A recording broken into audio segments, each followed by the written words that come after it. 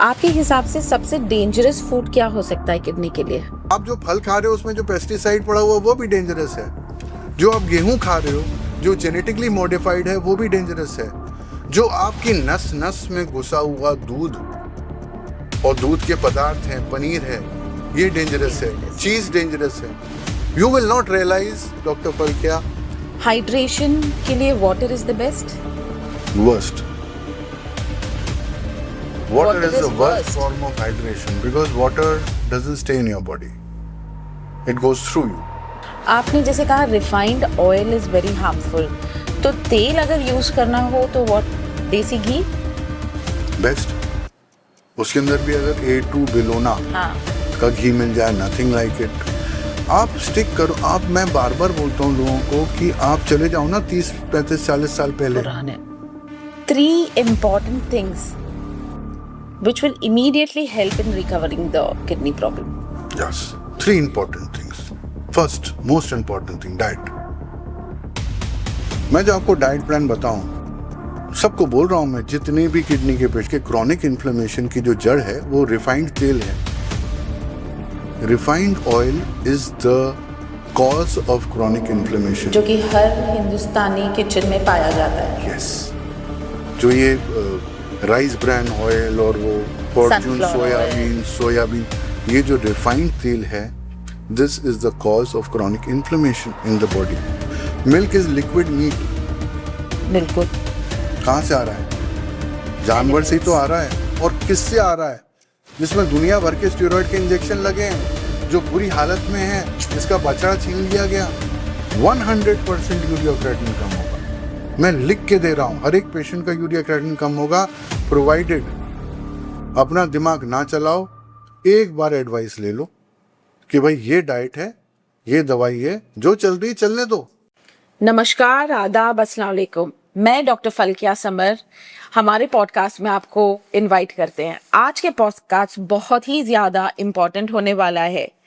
CKD, chronic kidney disease. हमारे साथ हैं जाननीय और प्रसिद्ध doctor Siddharth Mishra ji. I am sure आपने इनका नाम डेफिनेटली सुना होगा। इन्होंने around national internationally around 25,000 patients को ट्रीट किया है। किडनी की प्रॉब्लम, किडनी की डिसीजेस को यूं चुटकियों में ट्रीट कर लेते हैं। जानते हैं ये करते कैसे हैं। यूरिया क्रिएटिनिन जिसके बहुत हाई लेवल्स होते हैं, वो ऑटोमेटिकली धीरे धीरे they come down to normal levels, and also the patient बहुत कंफर्टेबल होता है इनके ट्रीटमेंट से, इनके डाइट से। बस आज जानते हैं हम ये कैसे कर लेते हैं। डॉक्टर मिश्रा, आपका स्वागत है हमारे पॉडकास्ट में। Thank you doctor. और मैं बहुत खुश हूँ कि आज मैं यहाँ पर हूँ, और जितनी मैं अपनी समझ से आपको बता सकता हूँ कि क्या पॉसिबल है, क्या पॉसिबल नहीं है, इस पॉडकास्ट के माध्यम से हम कोशिश करेंगे कि जितने ज़्यादा लोगों का भला हो सके, उनकी किडनी जो फेल हो चुकी है वो फेल होने से बच सके। आज इसी पॉडकास्ट के अंदर हम ये सब जानेंगे।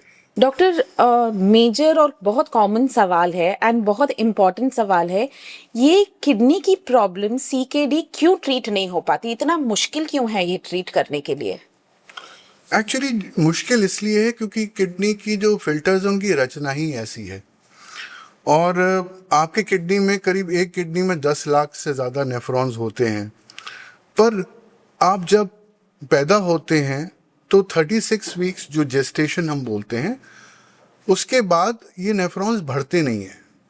तो आप एक बजट लेकर आए हैं, वो नेफ्रॉन्स आपके ज़िंदगी भर रहेंगे, वो बढ़ेंगे नहीं। तो पहला तो जो सीमा है वो यही है कि आपके नेफ्रॉन्स बढ़ेंगे नहीं। आप जितने नेफ्रॉन्स के साथ पैदा हुए हैं उतने ही जिंदगी भर आपके नेफ्रॉन्स या फिल्टर्स रहेंगे। लिमिटेड टाइम पीरियड तक रहते हैं और उतने ही होते हैं। दूसरा ये है कि क्योंकि इसकी रचना इतनी जटिल है एक नेफ्रॉन की, आप ये मान के चलिए कि दुनिया की सबसे छोटी माइक्रोस्कोपिक मशीन है। इससे ज़्यादा छोटी माइक्रोस्कोपिक मशीन पूरी दुनिया में एग्जिस्ट नहीं करती है। और ये इतनी कॉम्प्लिकेटेड है कि ज़रा सा भी जब डैमेज हो जाता है इसके अंदर, तो उसको रिपेयर करना बहुत मुश्किल हो जाता है। इसलिए शायद जो सीकेडी के पेशेंट्स हैं, किडनी फेलियर के पेशेंट्स हैं, उनको ठीक करना बहुत मुश्किल है। आजकल जैसे पॉपुलेशन ऑफ इंडिया बढ़ रहा है, similarly the population of CKD patients बढ़ती जा रही है, जबकि हमारे पास medical field is advancing so well. तो ये कारण क्या हो सकता है इतने सारे मरीज सीकेडी के शिकार हो रहे हैं?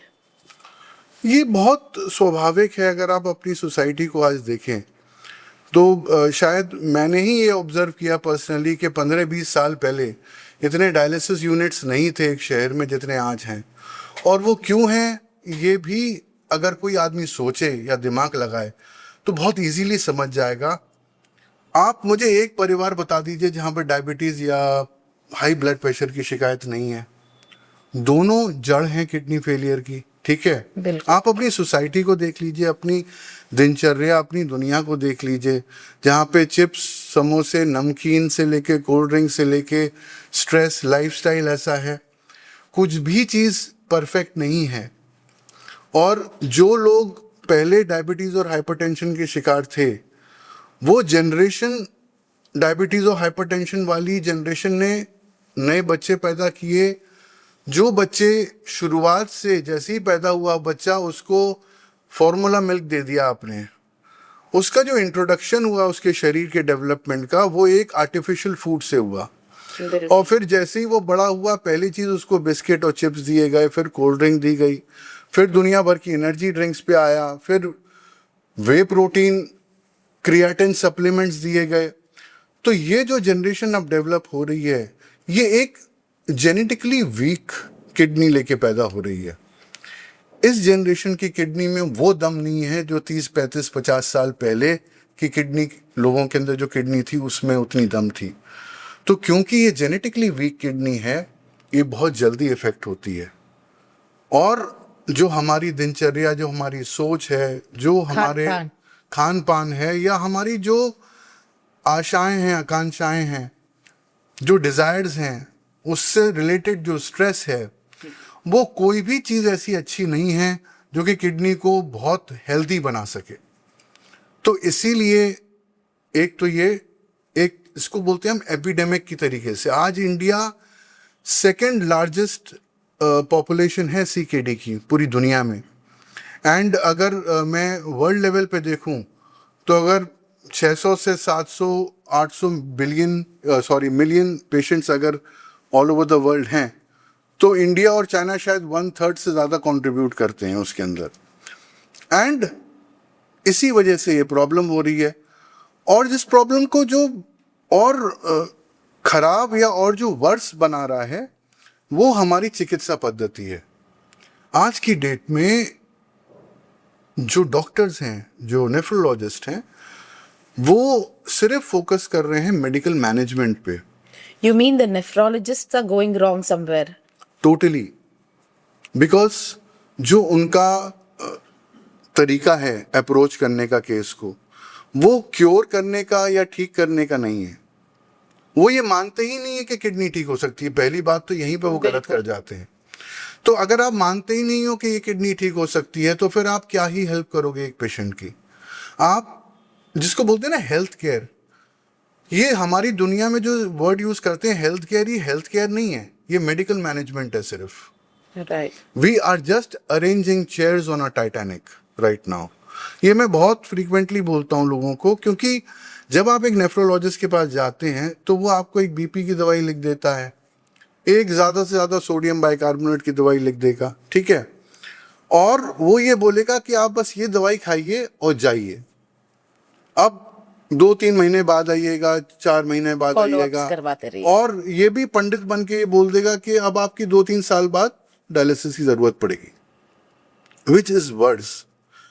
तो आप कम्युनिकेट क्या कर रहे हो पेशेंट को? आप ये बता रहे हो पेशेंट को कि इसका कोई इलाज नहीं है और यही हम कर सकते हैं। And that is the worst scenario.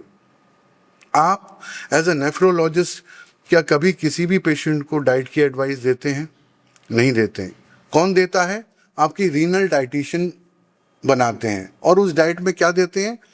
Double toned milk दे दीजिए, मारी बिस्किट दे दीजिए, ठीक है, चाय पी लीजिए, दही खा लीजिए, फिश खा लीजिए, चिकन खा लीजिए, विदाउट रियलाइजिंग कि आप कर क्या रहे हो। आप मार रहे हो पेशेंट को, इनसेंसिटिव हो आप। अगर आपको नहीं मालूम है तो सीख लो कम से कम। मैं तो यहाँ तक एक चैलेंज करता हूँ किसी भी नेफ्रोलॉजिस्ट को दुनिया में कि तुम कितने पेशेंट्स का यूरिया और क्रेटिनिन कम कर सकते हो विदाउट मेडिकेशन? Without medication. क्या आप कम कर सकते हो किसी का?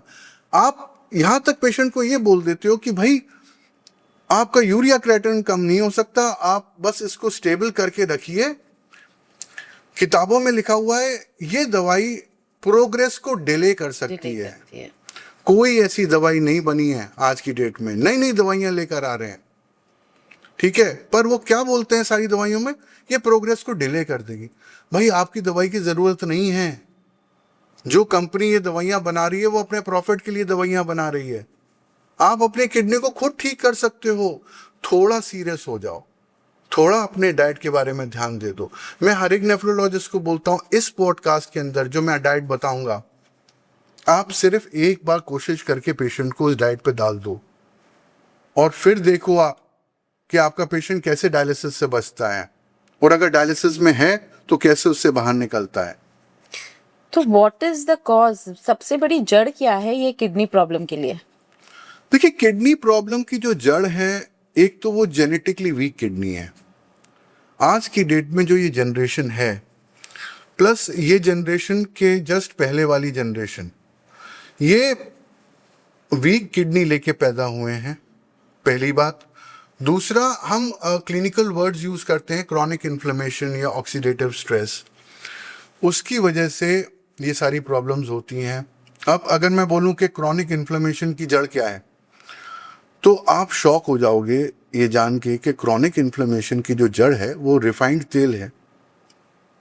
Refined oil is the cause of chronic inflammation, जो कि हर हिंदुस्तानी किचन में पाया जाता है। यस। जो ये राइस ब्रान ऑयल और वो फॉर्च्यून Sunflower सोयाबीन, ये जो रिफाइंड तेल है, this is the cause of chronic inflammation in the body, जो कि जड़ है। आप टेस्ट करा लो, HSCRP बढ़ा हुआ निकलेगा, आपका ESR बढ़ा हुआ निकलेगा। एक क्रॉनिक इन्फ्लेमेशन क्या है? एक आग लगी हुई है, स्लो जलन पूरे शरीर के अंदर, जो बीमारियों को उत्पन्न करती है, बढ़ाती है, ठीक है। That is one reason. Sleep disturbances, stress, कोई बात नहीं करता उन सब चीजों की। एक छोटी सी चीज है जो किडनी खराब होने का एक और कारण होती है, बहुत सिंपल चीज है, कॉन्स्टिपेशन। लोग जानते ही नहीं है कि भाई अगर आप कॉन्स्टिपेटेड हो तो आपकी किडनी कभी ठीक नहीं होगी, क्योंकि जो गंदगी है शरीर की वो अगर बाहर नहीं निकलेगी तो वो ऑटोमेटिकली पूरी बॉडी को अफेक्ट करेगी। So there are so many reasons जिसकी वजह से किडनी फेल हो रही है। बीपी सबसे बड़ा रीजन। आप साइलेंट बीपी देखिए, आप पॉपुलेशन में देखेंगे कि कुछ लोग दवाइयां ले रहे हैं और कुछ लोग जिनको बीपी नहीं है वो तो ठीक हैं, पर जो लोग जिनको बीपी है और जो दवाई नहीं ले रहे हैं उसकी, और वो जानते ही नहीं है कि उनको बीपी है, तो वो ऐसे कैंडिडेट हैं कि अगर उनको डायबिटीज भी है और बीपी भी है तो आप ये मान के चलिए आज नहीं तो कल किडनी अफेक्ट होगी उनकी। तो इस ट्रेंड को रिवर्स करने के लिए हमें करना क्या है? बहुत सिंपल है। आप अवेयर हो जाइए कि आप क्या गलत कर रहे हैं। सबसे पहली चीज तो ये है, आप अवेयर हो जाइए, ये जान लीजिए कि भाई मैं जो अपने शरीर के ऊपर बदतमीजी कर रहा हूँ अपनी लाइफस्टाइल से, अपने डाइट से, वो मुझे फायदा नहीं करेगी। We are misusing our Yes, we are actually abusing ourselves. We don't realize कि आपकी किडनी, आप ये सोचिए कि कॉन्टिन्यूसली काम कर रही है। उसके जो डेलिकेट फिल्टर्स हैं, नेफ्रॉन्स जिनको हम लोग बोलते हैं, वो कंटिन्यूसली गंदगी से और ब्लड प्रेशर से हिट हो रहे हैं, वो मर रहे हैं। मैं हमेशा बोलता हूँ कि भाई आप मेरे साथ रिपोर्ट लेकर आइए कि भाई आपका क्रेटिनिन बढ़ गया।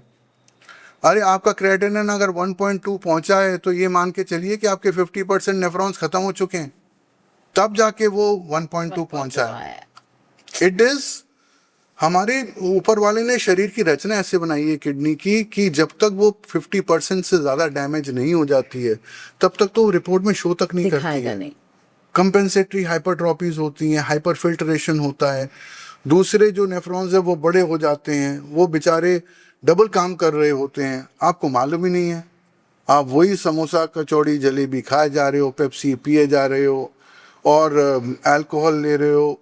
मतलब आप सोच नहीं सकते हो कि आप आंख बंद करके कर क्या रहे हो, और जब वो नुकसान हो चुका है तब It's आपकी too आंखें late. खुलती हैं और फिर आप भागते हो नेफ्रोलॉजिस्ट के पास, जो कि और dialysis. नेफ्रोलॉजिस्ट क्या बोलता है? इसका कुछ नहीं हो सकता, आप जाओ। That is the worst thing that a person can do. आपके हिसाब से सबसे डेंजरस फूड क्या हो सकता है किडनी के लिए? सबसे डेंजरस फूड क्या हो सकता है? बहुत सारे फूड्स हैं, सभी डेंजरस हैं। आज की दुनिया में शायद जितने चिप्स के पैकेट बने हुए हैं दुकानों पे मिल रहे हैं वो सब डेंजरस हैं। मैं क्या बोलूं, क्या अच्छा है ये पूछिए। डेंजरस तो हर चीज, हवा भी डेंजरस है आज की डेट में। आप जो फल खा रहे हो उसमें जो पेस्टिसाइड पड़ा हुआ है वो भी डेंजरस है। जो आप गेहूं खा रहे हो जो जेनेटिकली मॉडिफाइड है वो भी डेंजरस है। जो आपकी नस नस में घुसा हुआ दूध और दूध के पदार्थ हैं, पनीर है, ये डेंजरस है। Dangerous. चीज डेंजरस है।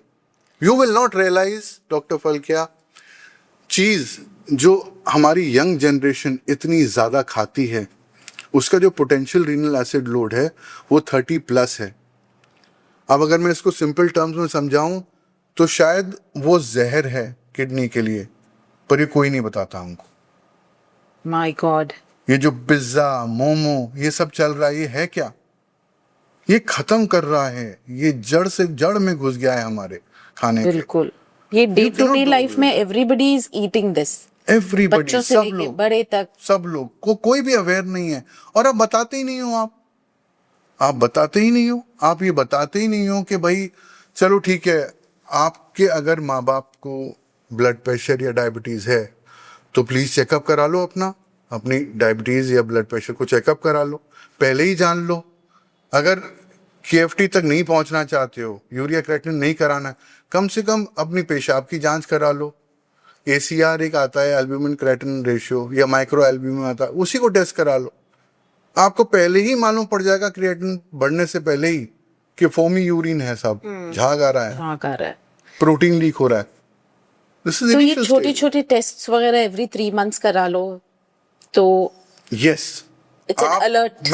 मैं हर एक इंसान को जो ये वीडियो देख रहा है या जो जानता है जिन लोगों की किडनी फेल हो चुकी है, या जो भी इंसान बचना चाहता है किडनी फेलियर से भविष्य में, मैं उसको पहली एडवाइस ये दूंगा कि प्लीज़ आज या कल में अपनी यूरिन रिपोर्ट ज़रूर करा लीजिए और उसमें 2-3 चीज़ें देख लीजिए कि भाई पेशाब में प्रोटीन तो लीक नहीं हो रहा है, आपका माइक्रो एल्ब्यूमिन और ACR एल्ब्यूमिन क्रेटिनिन रेशियो तो नहीं बढ़ा हुआ है। अगर वो बढ़ा हुआ है तो तुरंत सतर्क हो जाएं, क्योंकि भविष्य में 100% आपकी किडनी फेल होगी और उसको बचाने का सिर्फ एक तरीका है और वो है डाइट। डाइट की बात करते हुए सबसे बेस्ट फूड क्या होगा किडनी के लिए, मोस्ट किडनी फ्रेंडली फूड? सबसे ज़्यादा किडनी फ्रेंडली अगर मैं फूड बोलूँ तो एक फूड है जो कि ज़्यादातर तो नहीं जानते हैं उसके बारे में। साउथ इंडिया में बहुत फेमस है, वो पुराने ज़माने में बहुत चला करता था, उसको हम लोग बोलते हैं अम्बली। अम्बली एक ऐसी चीज़ है जो कि फर्मेंटेड मिलेट्स से बनती है और आज की डेट में लोग भूल चुके हैं उसको। वो एक मैजिकल ड्रिंक है किडनी के लिए। मैजिकल मैं बोलूँ तो अगर आपको सिर्फ एक चीज़ से अपना यूरिया क्रेटिनिन कम करना है तो आप अम्बली से कर सकते हो, बट उसको ऑफ कोर्स बनाने का एक तरीका है। उसमें हम एक मिलेट यूज करते हैं जिसको बार्नयार्ड मिलेट बोलते हैं। समा के बार्नयार्ड, चावल सुना हाँ, होगा, हाँ। अपने व्रत में इस्तेमाल बिल्कुल। करते हैं। समा के चावल से बनती है वो, कि भाई 1 चम्मच आपने समा के चावल डाल लिए, उसको भिगो के रखा रात भर, ओवरनाइट। फिर उसको पका लिया, एक मट्टी के बर्तन में डाल के उसको कपड़े से ढक के उसको फर्मेंट कर लिया ओवरनाइट फर्मेंट। वो जो फर्मेंटेड ड्रिंक है वो आइडियल है, एलिक्सर है, मैजिकल है, संपूर्ण है, अपने आप में किडनी की हर एक प्रॉब्लम को ठीक करने के लिए, यहाँ तक कि इवन ऑटोइम्यून डिसऑर्डर्स जैसे नेफ्रोटिक सिंड्रोम है, आईजीए नेफ्रोपैथी है, इन्फ्लेमेशन कम करना होगा। एक कॉम्बिनेशन होता है प्रीबायोटिक्स का, प्रोबायोटिक्स का, ठीक है, जो मैं हमेशा बोलता हूँ लोगों को। प्रीबायोटिक क्या होता है? फाइबर होता है जो कि मिलेट्स में सबसे ज़्यादा मिलता है। प्रोबायोटिक जो फर्मेंटेशन के बाद अच्छे बैक्टीरिया डेवलप होते हैं, वो क्या करते हैं, वो यूरिया और क्रिएटिनिन को खाने की तरीके से इस्तेमाल करते हैं। वो जब शरीर में आपके जाएंगे तो वो यूरिया और क्रिएटिनिन के टॉक्सिक मेटाबोलाइट्स को खाते हैं एज फूड, और खा के वो साथ में उनको लेके निकल जाते हैं आपके स्टूल द्वारा। सो अगर कोई डिटॉक्स करना चाहता है, अगर किसी को यूरिया क्रिएटिनिन कम करना है, तो बार्नयार्ड मिलेट की अम्बली बनाओ, रोज 250 ml रोज खाली पेट पी लो सवेरे, और फर्क देखो। Definitely, it's not a single thing, but it's very helpful. Of course. Very helpful. As you said, अगर आयुर्वेदा में भी बोला जाता है जो ये किडनी की प्रॉब्लम होती है, इट इज बिकॉज ऑफ आमा। आमा is the toxins present in your Exactly. Stomach. अगर आपकी अग्नि जो कि प्रोबायोटिक एंड प्रीबायोटिक से मेंटेन होती है, अगर अग्नि में इम्बैलेंस होता है तो आमा डेफिनेटली बढ़ता चला जाता है, टॉक्सिन्स बढ़ते हैं तो डेफिनेटली वो किडनी को इफेक्ट करते ही करते हैं। So it is a cycle जो कह रहे हो। It is a vicious cycle. Yes, मतलब आप ये मान के चलिए कि जो आपकी पेट की गंदगी है वो वापस खून में जाती है, और जो खून की गंदगी है वो वापस आंतों में आती है। क्यों? क्योंकि उसका जो बैरियर है, एक लीकी गट बोलते हैं हम, मेडिकल टर्म्स है। लीकी गट का मतलब क्या है कि जो आपकी आंतें हैं वो पोरस हो जाती हैं, तो जो आपका मैंने बोला ना कॉन्स्टिपेशन, हाँ, that is where the problem lies. वो जो सड़ता है खाना, वो जो गंदगी है वो आपके खून में चली जाती है, बिल्कुल। और जो खून की गंदगी है वो वैसे ही पोर से वापस आती है। अब ये जो फैक्ट है कि खून की गंदगी पेट में आती है, इसको हम बहुत इफेक्टिवली यूज कर सकते हैं यूरिया क्रिएटिनिन कम करने के लिए। बिल्कुल। And that is where the role of prebiotics and probiotic comes. जो मैं मानता हूं कि फाइबर और प्रोबायोटिक्स शायद एक ऐसी चिकित्सा पद्धति है जो हर एक किडनी पेशेंट को, हर एक सीकेडी पेशेंट को, हर एक डायलिसिस के पेशेंट को ज़रूर इस्तेमाल करनी चाहिए। वो चाहे फिर गोलियों के फॉर्म में हो, जैसे जो क्रेटनॉम जैसे कैप्सूल होती है, या सिम्बायोटिक कैप्सूल जो बोलते हैं हम, उससे यूरिया क्रिएटिनिन बहुत जल्दी कम होता है, या साथ में अम्बली जैसे मैंने बोला नेचुरल प्री प्रोबायोटिक। तो फाइबर फ्रॉम एनी सोर्स, मतलब अगर किसी को बहुत ज़्यादा भागना नहीं है इधर उधर, ईसबगोल फाइबर है। सब्जियों का फाइबर काम नहीं करता इसमें। इसमें मिलेट्स का फाइबर काम करता है, जो अलग टाइप का फाइबर होता है, जो कॉलोनी को चेंज करता है, माइक्रोबियल कॉलोनी को हमारे जो पेट में आंतों में होती है उसको चेंज करता है। तो मिलेट का फाइबर होकर अकासिया फाइबर होता है, फ्रक्टोलिगोसैकेराइड जिसको बोलते हैं, इलुनिल है, चिकोरी है। तो जितने भी ये प्रीबायोटिक्स या फाइबर्स हैं, ये झाड़ू की तरीके से काम करते हैं यूरिया क्रिएटिनिन को बाहर निकालने के लिए, इंक्लूडिंग प्रोबायोटिक्स।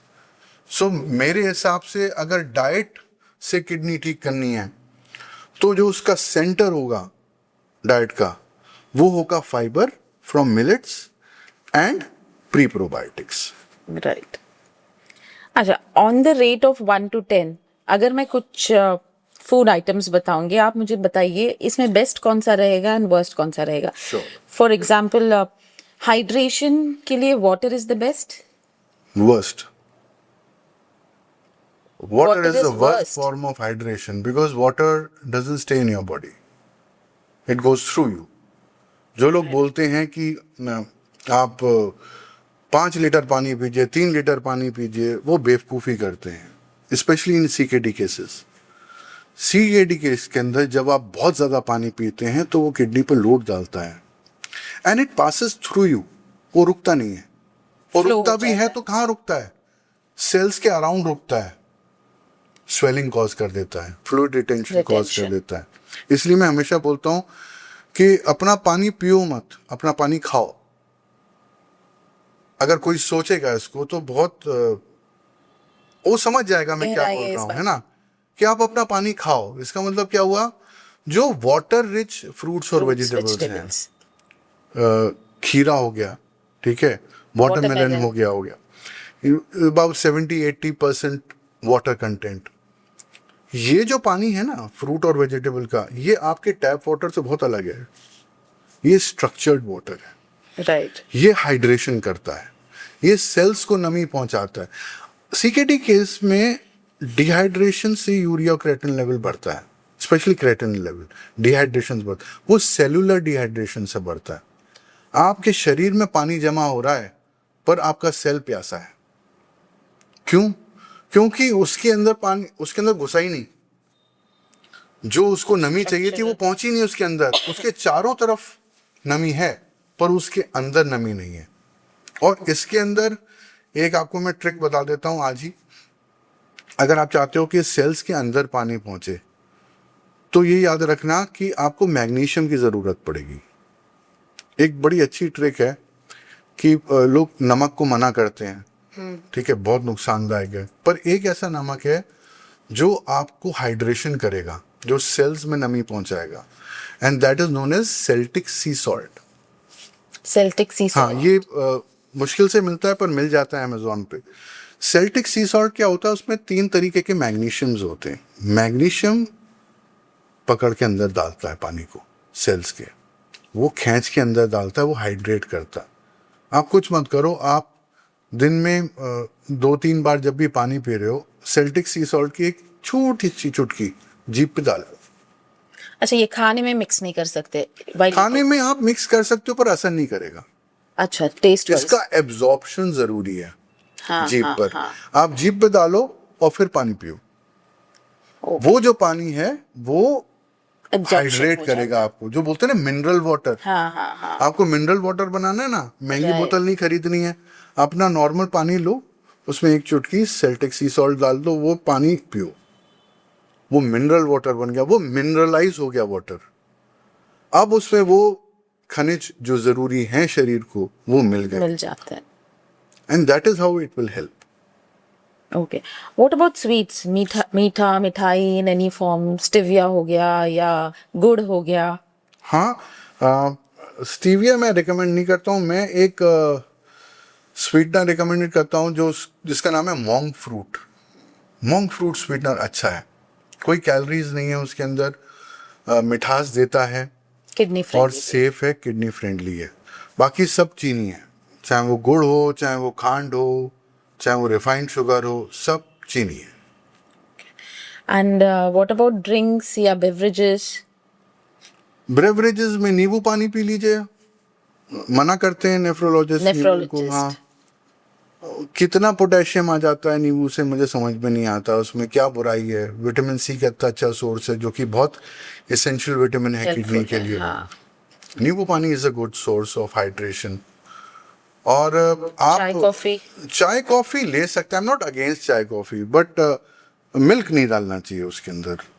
आप चाय बनाने का बड़ा एक सिंपल तरीका, अगर आप एडिक्टेड हो चाय से, बहुत सारे मेरे पेशेंट्स मुझसे पूछते हैं जैसे आप चाय नहीं छूटती, आप तो मना कर देते हो दूध पनीर सबसे के लिए, पर चाय में तो चाहिए। तो मैं उन लोगों को बोलता हूँ कि आप ले लो काजू, थोड़े से काजू ले लो, उनको रात भर भिगो लो, सवेरे पानी निकाल के उसको 1 कप पानी डाल के मिक्सी में घुमा लो और छान लो।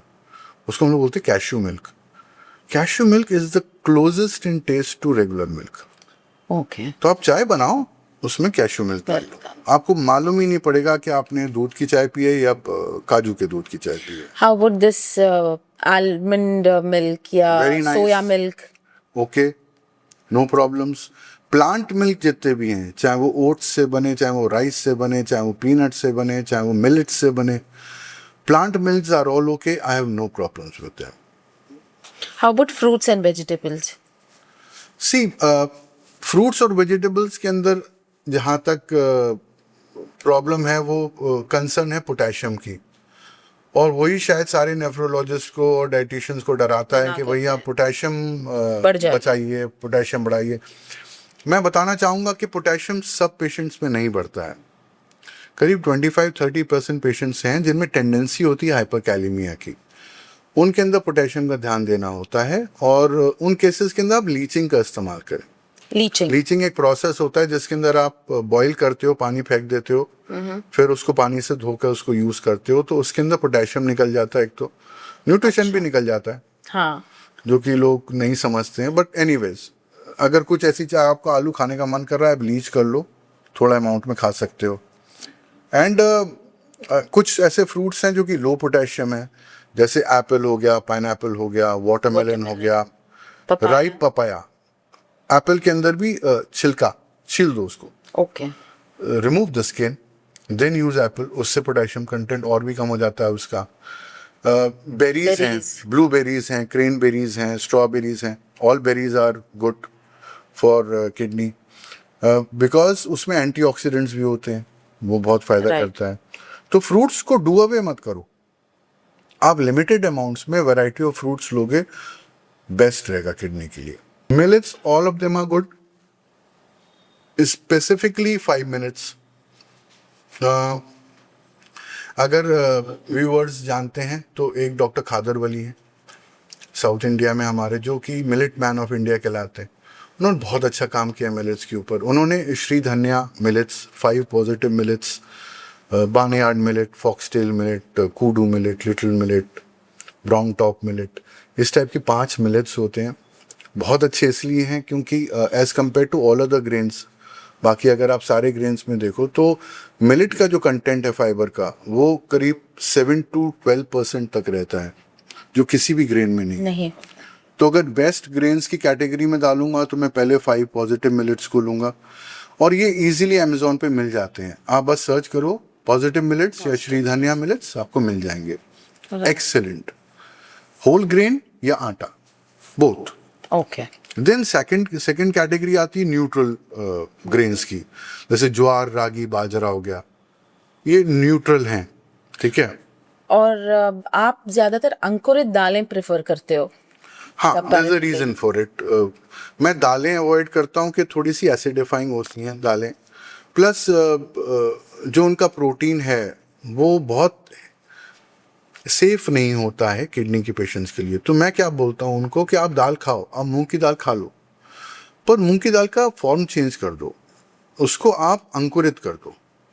जब आप किसी दाल को अंकुरित करते हो तो सुप्त अवस्था, डेड से जागृत अवस्था, लिविंग में कन्वर्ट हो जाता है।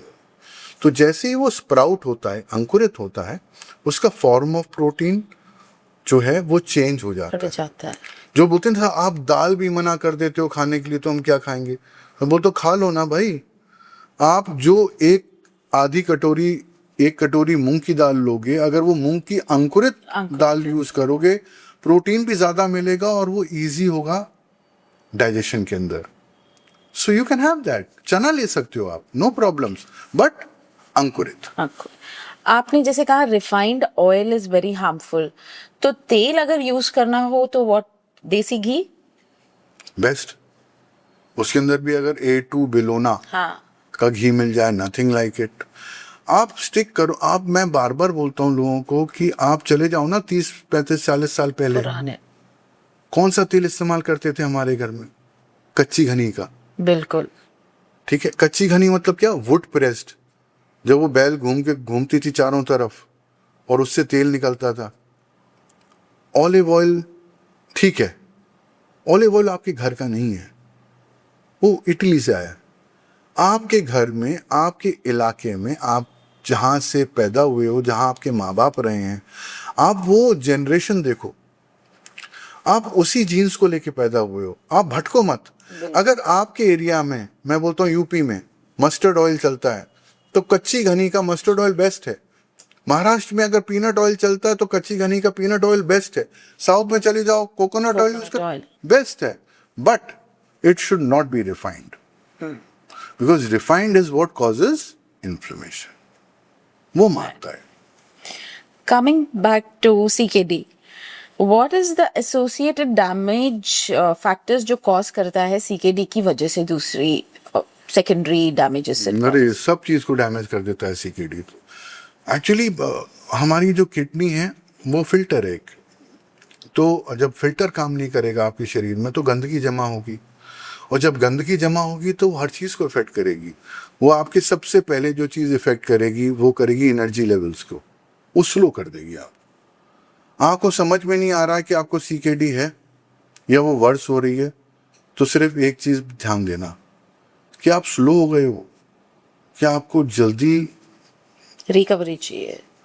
नहीं, आप क्या स्लो हो गए हो, क्या आप कमज़ोर फील करते हो, क्या आपके एनर्जी लेवल्स डाउन हुए हैं, एक्टिव। क्या आपको एक शायद इस लाइन से सब लोग इसको रिलेट करेंगे इस लाइन से कि खाना खाने के बाद क्या आपको नींद आती है? करेक्ट। पहला सिम्टम है स्लो मेटाबॉलिज्म का एंड इन्फ्लेमेशन का एंड इंसुलिन रेजिस्टेंस का, जो सब जड़ है ऑक्सीडेटिव स्ट्रेस का।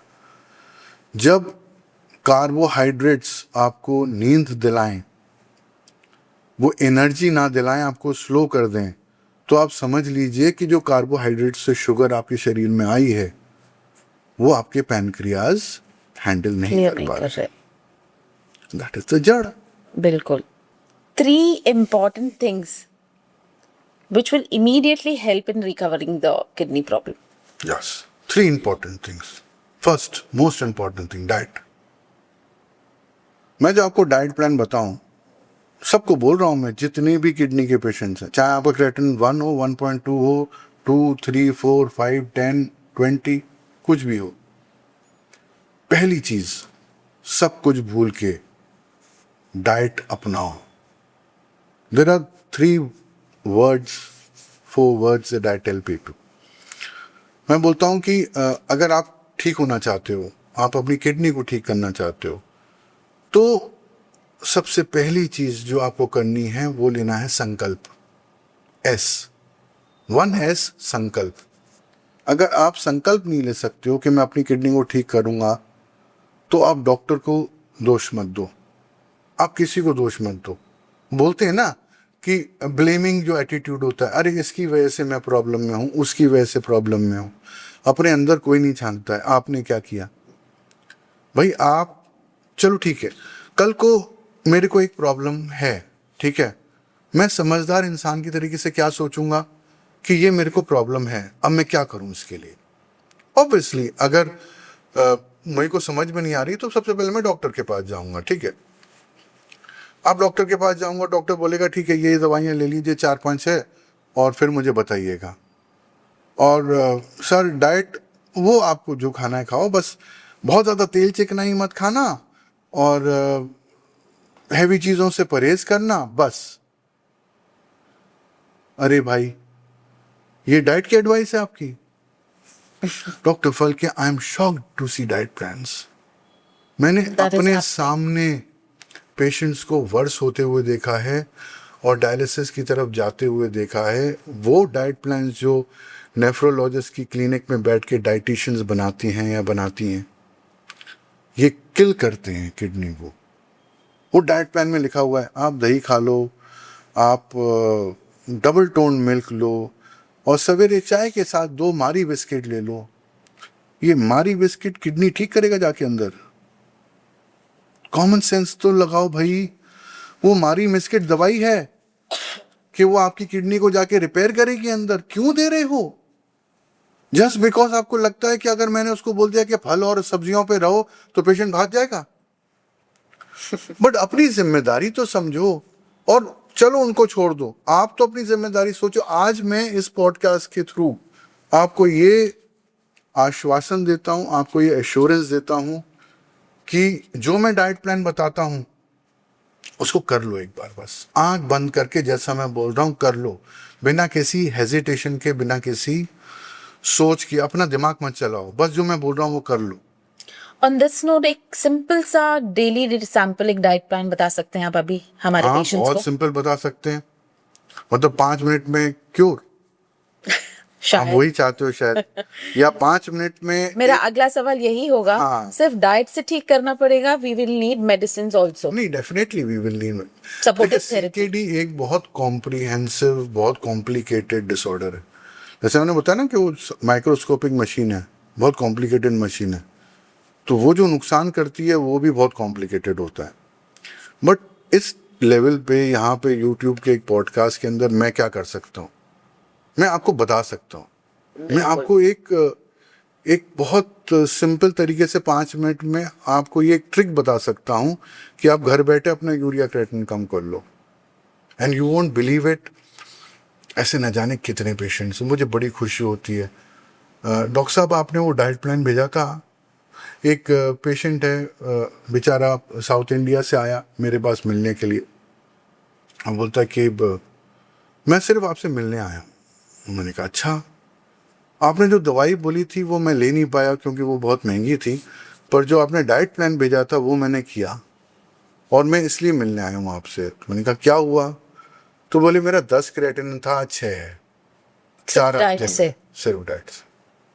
और मैं आपसे हाथ जोड़ के थैंक यू करने आया हूँ कि अब जिस डॉक्टर से मैं दिखा रहा था उसने बोला आपको डायलिसिस की ज़रूरत नहीं है, जो मेरे को खींच के ले जा रहा था डायलिसिस के वार्ड में कि आप डायलिसिस कराओ। बहुत अच्छा लगता है, बट ऐसे लोग चाहिए मेरे को, ऐसे लोग चाहिए मेरे को जो डेडिकेशन भी जरूरी है, बहुत जरूरी है। तो मैं बोलता हूँ ना कि संकल्प, आप संकल्प लो, उसके बाद सामग्री लो, द सेकंड एस, इंग्रेडिएंट्स। उसके बाद बहुत जरूरी है सहयोग, कोऑपरेशन। क्या कर लोगे अगर फैमिली सपोर्ट नहीं कर रही है? कोई एक ऐसा इंसान पकड़ लो जो आपको हेल्प करे, सपोर्ट करे, मोटिवेट करे कि हाँ ये हो जाएगा। तो संकल्प, सामग्री, सहयोग से समाधान, that is the 4S that you look for. और वो आप कर सकते हो बहुत इजीली। तो जैसे आपने बताया ना कि डेली डाइट क्या है, तो 5 मिनट में लिख लो। आप सब लोग अपना कॉपी पेन निकाल लो और 5 मिनट पे आपको मैं एक सैंपल डे की डाइट देता हूँ, ठीक है? वो सिर्फ रिपीट कर लो 30 दिन तक, और फिर कल रिपोर्ट कराना और फिर 4 हफ्ते बाद रिपोर्ट कराना, और जो मैं बोल रहा हूँ वो कर लेना और देख लेना, और हर एक नेफ्रोलॉजिस्ट को दिखा के वो रिपोर्ट भी दिखा देना जाके आप, ठीक है? सो स्टार्ट कैसे करेंगे? दिन की स्टार्ट करते हैं, माय फेवरेट, अम्बली, खाली पेट। खाली पेट। तो अम्बली की ड्रिंक बनानी है। मिलेट ले लो, जैसे बार्नियार्ड मिलेट हो गया, कूडू मिलेट हो गया, समा के चावल होते हैं, उसकी जो ग्रेन्स होते हैं, वो 1 चम्मच 5 ग्राम 500 ml पानी में, ठीक है? उसको पहले भिगो लो, पहले साफ कर लो, भिगो लो और 5-6 घंटे भिगो लो उसको, फिर उसको पका लो। जब 10 मिनट पका लो तो उसको मिट्टी के पॉट में डाल लो।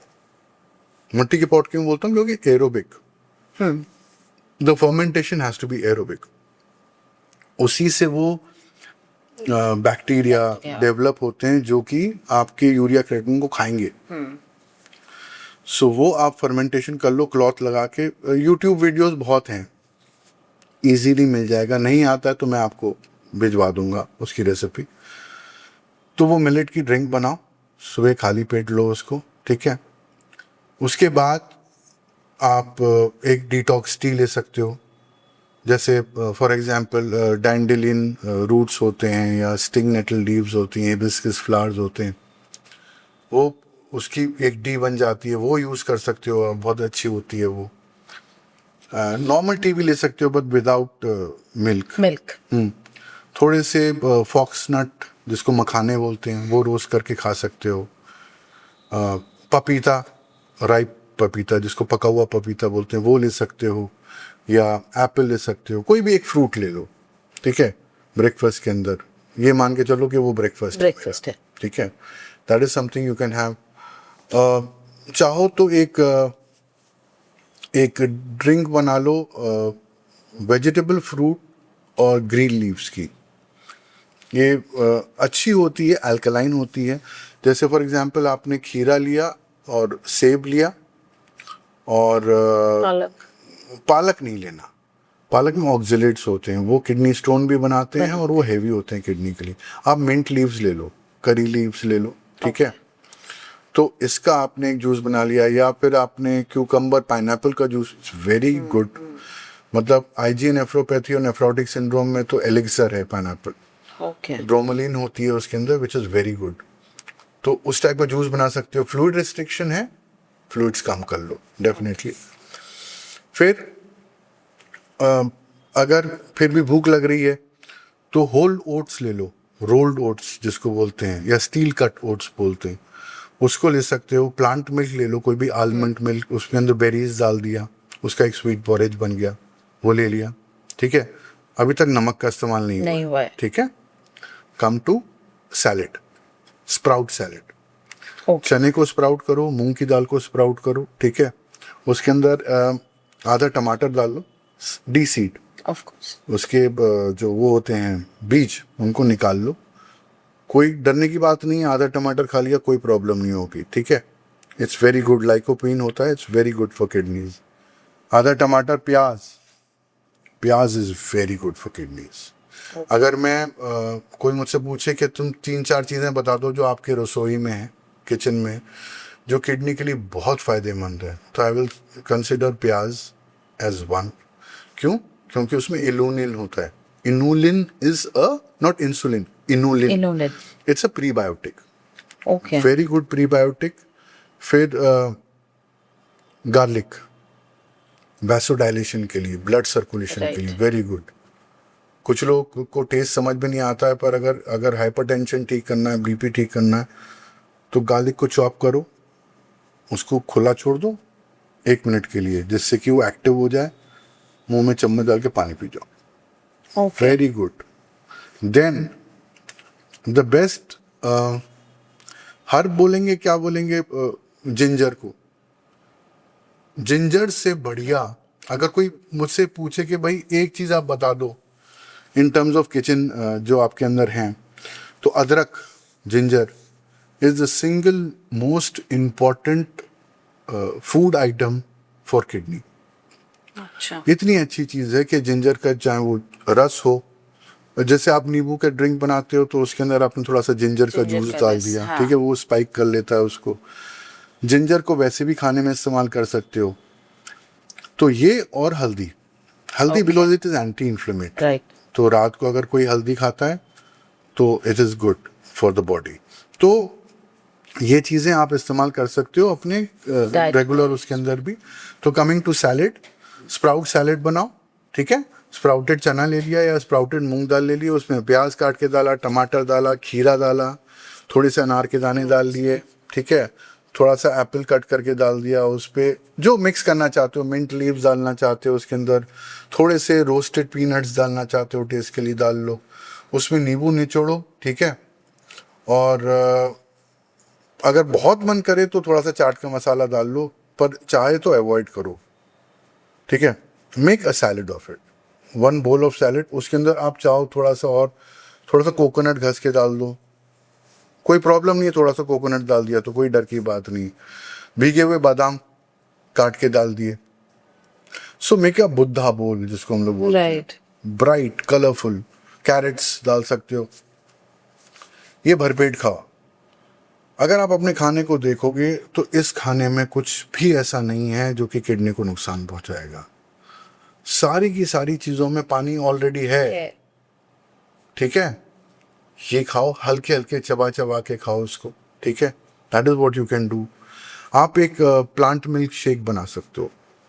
तो क्या करो कि ओवरनाइट बादाम, अखरोट, मुनक्का, अंजीर भिगा लो, थोड़ा थोड़ा, एक 7-8-10 बादाम भिगा लिए, 2 अखरोट भिगा लिए, 5 मुनक्के, ब्लैक रेजन्स, अंजीर का एक टुकड़ा डाल दिया, इसको भिगा लो, सवेरे पानी को फेंक दो।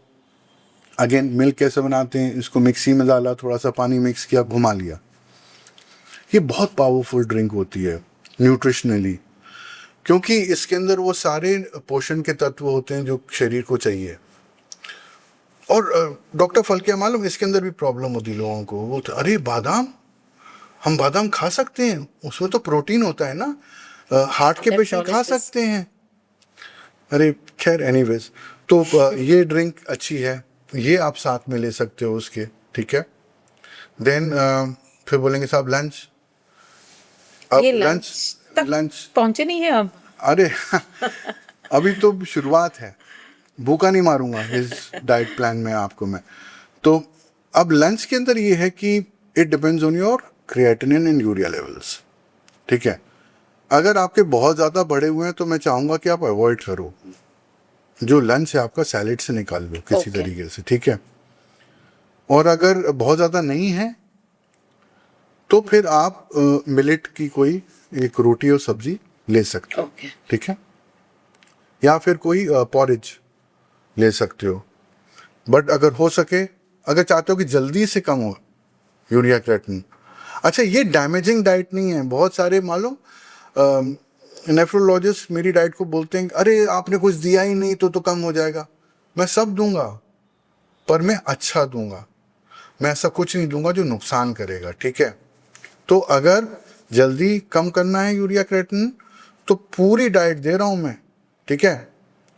अगर आप रॉ डाइट पे चले जाओ ना डॉक्टर, 3 दिन में प्रोटीन यूरिया ठीक हो जाता है। जिसको एक नेफ्रोलॉजिस्ट के पास जाके बोलोगे तो बोलेगा बहुत डिफिकल्ट है साहब, इसको ठीक नहीं कर सकते। 3 दिन में रॉ डाइट पे प्रोटीन लीकेज गायब। Raw diet as in raw diet as in basically फलार, सैलेड्स एंड जिसको हम लोग बोलते हैं ना हमारी भाषा में कंद मूल फलार। राइट। त्याग दो सब कुछ कुछ दिनों के लिए। तो जो आप ले रहे हो वो बहुत परफेक्ट है, परफेक्ट, उससे ज़्यादा परफेक्ट नहीं है। मैं खाने के लिए बोलता हूँ ना आइडियल फूड क्या है। सो when I say ideal food does not require cooking, does not require oil, does not require salt, does not require sweet, then what is the ideal food? Exactly. वो आइडियल फूड जो प्रकृति में, nature में naturally exist करता है, जो देखने में अच्छा लगता है, जो खाने में अच्छा लगता है। अगर मैं आपको खाने पे बुलाऊं और एक लाइन से खाना लगा दूं आपके सामने, उसमें एक बोरी गेहूं रख दूं, एक बकरा बांध दूं, ठीक है, और साथ में कुछ दालें डाल दूं, उसके अंदर कुछ सब्जियां डाल दूं, कोने में फ्रूट्स रख दूं और बोलूं ले दिए ये आपका खाना है, राइट। तो बकरे के पास तो जाओगे नहीं, वो तो सींग मार दे, है ना। गेहूं उठा के बोलोगे ये कैसे खाऊंगा मैं। सोचो प्रकृति ने कितना क्लियर कम्युनिकेशन किया, आपको बहुत क्लियरली बता दिया और आप आंख बंद करके बैठे हुए हो। आपको समझ में नहीं आ रहा परफेक्ट फूड क्या है। हमारे मतलब अगर एक्सट्रीम तक चले जाओ तो एक होता है निष्कर्म फल। निष्कर्म खाना क्या होता है? जो फल टूट के जमीन पे गिर जाए, कोई कर्म इन्वॉल्व नहीं हुआ उसके अंदर, आपने खा लिया उसको। बस so true nature of food को समझो। अगर आप चाहते हो, एक्चुअली चाहते हो कि जो इनक्योरेबल बीमारी है वो क्योर हो जाए, वो ठीक हो जाए, तो जो मैं बोल रहा हूं उसका ध्यान दो। फूड तो जो आपको मैंने डिनर पे बुलाया था उसके अंदर आप कहाँ क्या खाओगे फिर जाके? फ्रूट्स। फ्रूट्स खाओगे, ठीक है, सिंपल है। किडनी पेशेंट में लो पोटेशियम फ्रूट्स, ठीक है, खा सब सकते हो, थोड़ा थोड़ा खा सकते हो, पर जो फोकस है वो Moderation लो में, low पोटेशियम potassium। फ्रूट्स पे। तो यहाँ पर आ गए हम, हमने लंच को हमने सैलेड्स में हाँ, कन्वर्ट कर दिया, ठीक है। बहुत अच्छी। फिर हमारा मन किया हमने थोड़े से मखाना ये रोस्ट कर लो, उसको वैसे भी कर सकते हो, थोड़ा सा घी में भी रोस्ट कर सकते हो, नमक मत डालो। राइट। तो अब तक अगर आप देखो जो सब डॉक्टर्स बोलते हैं मेन कल्प्रिट था सॉल्ट का, हमने उसको अवॉइड कर हटा ही लिया। दिया। क्यों? क्योंकि हम वो खाना खा रहे हैं जिसके अंदर ना तेल, ना नमक, ना चीनी, ना पकाना। बिल्कुल। ठीक है, यहां तक आ गए। सीकेडी डाइट में अगर जल्दी यूरिया क्रिएटिनिन कम करना है, मैं एडवाइस करता हूं एक टाइम खाना खाओ जिसमें तेल और नमक हो। सिंपल।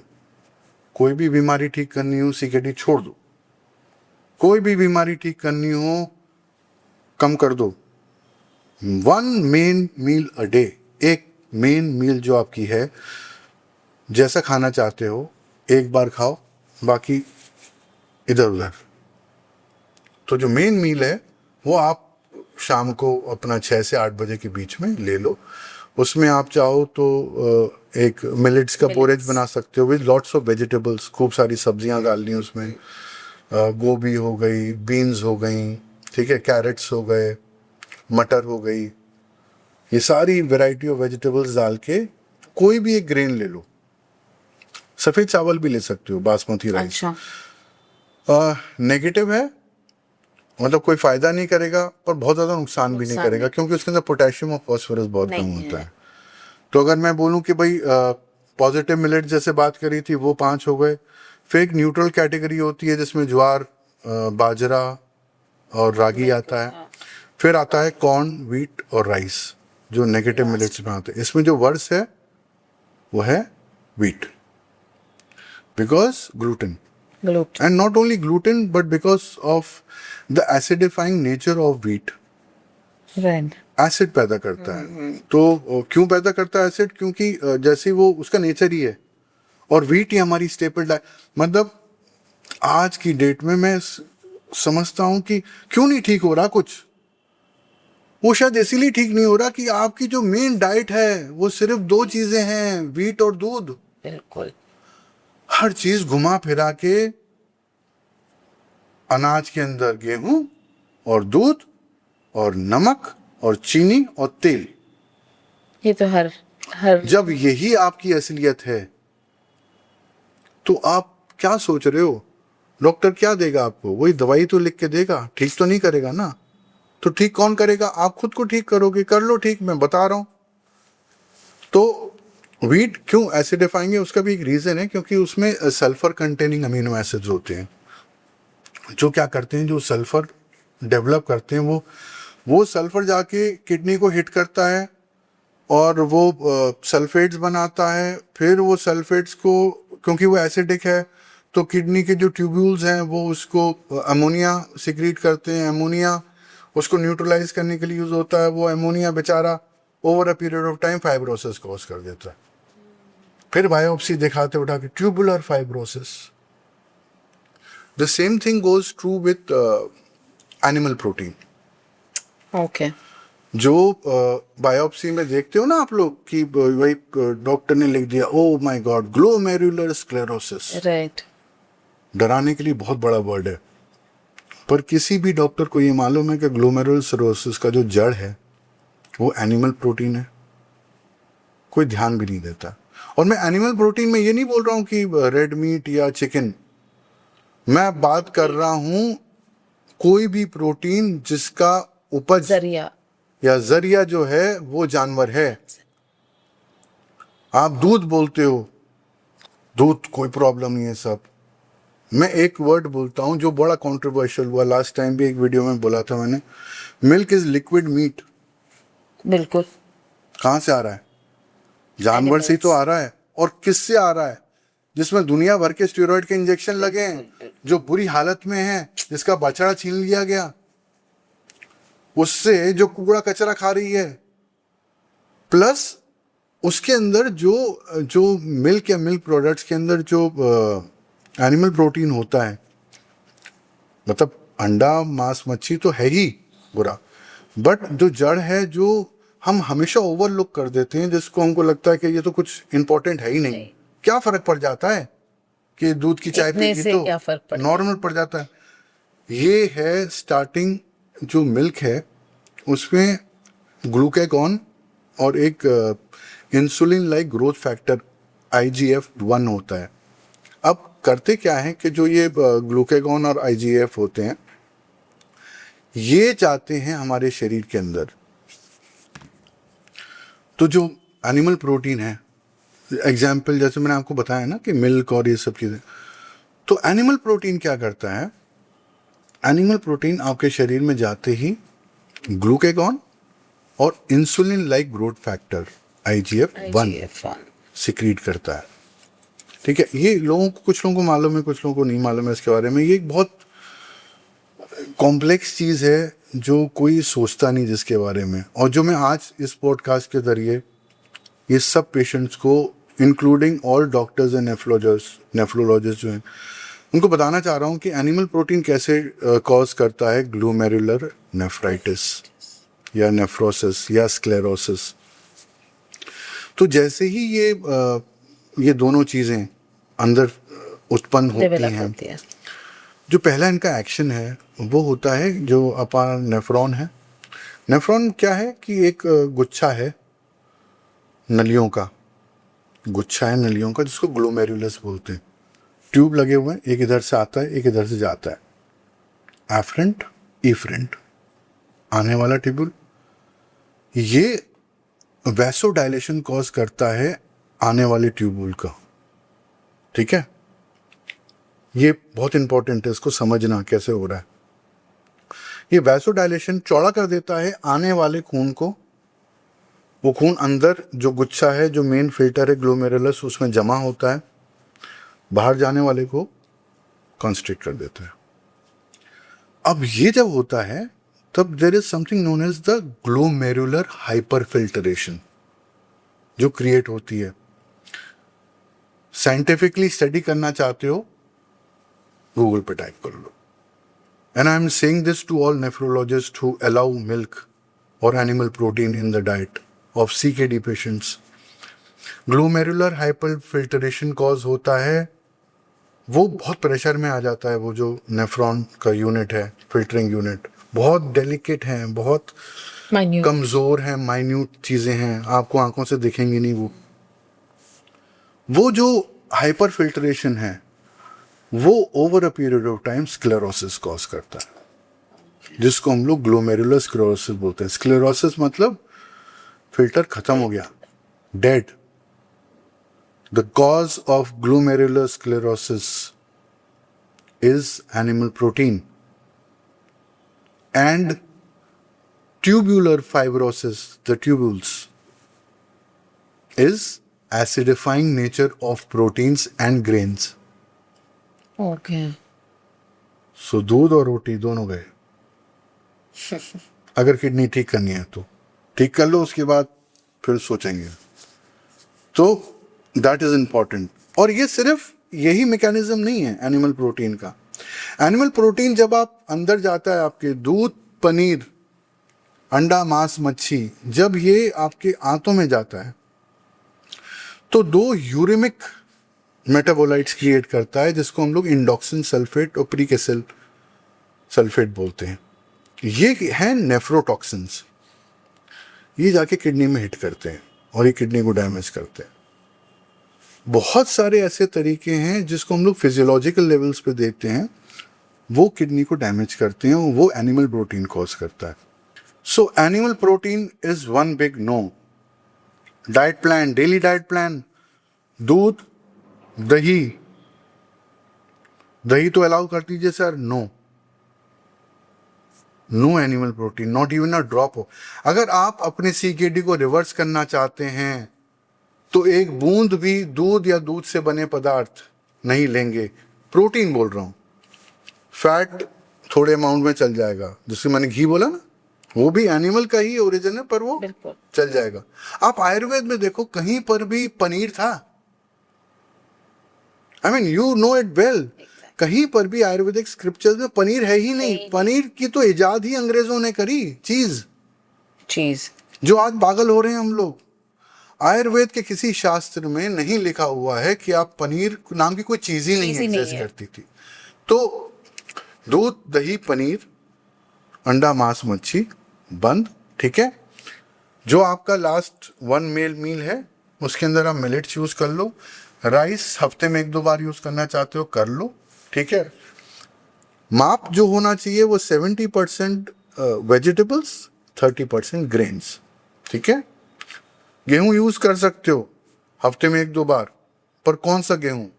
खपली गेहूं, MR व्हीट, जिसमें ग्लूटेन भी कम होता है और पेस्टिसाइड यूज नहीं होते हैं। अगर किसी भी गेहूं में ग्लाइकोफॉस्फेट यूज नहीं हो रहा है, वो आप यूज कर सकते हो, दैट्स अ प्रिजर्वेटिव। राइट। ये जो व्हीट हमारे आजकल चल रहा है ना, ये व्हीट वो व्हीट ही नहीं है जो 30-35 साल पहले था। ये एक जेनेटिक वेरिएशन है जो अफ्रीका से हमने इंपोर्ट किया जब ग्रीन रेवोल्यूशन सो कॉल्ड हुआ था, जब हमारी खेतों की उपज कम हो गई थी, जब हम चाह रहे थे कि पॉपुलेशन बढ़ रही है तो क्या करो, तो वहाँ से वो इंपोर्ट किया। ट्रेटिकम की एक वैरायटी थी ये वो गेहूं ही नहीं है जो हमारे ग्रैंडफादर खाते थे। So it's a genetic hybrid गेहूं।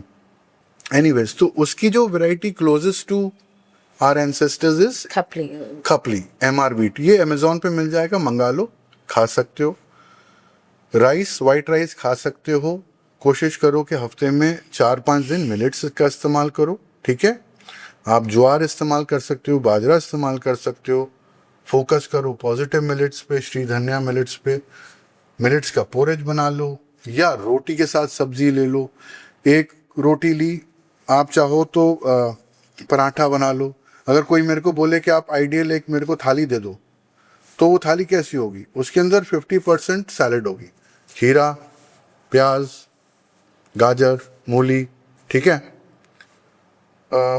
25% कुक्ड वेजिटेबल होगी, मतलब जो भी आप मिक्स वेजिटेबल लेना चाहते हो, और 25% ग्रेन्स होंगे।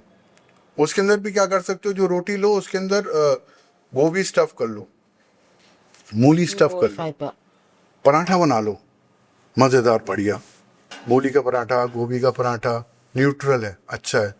वो एक स्टफ पराठे के साथ 2 कटोरी सब्जी खाओ और सैलेड खाओ, मिक्स इट इजी। राइट, इस तरीके से क्या होगा, जो टोटल एसिडिफाइंग ग्रेन है वो कंजम्पशन कम, रिड्यूस हो जाता है। क्योंकि आपने हर जगह सब्जियां घुसेड़ दी। Right, so that is one meal that you can do, ठीक है।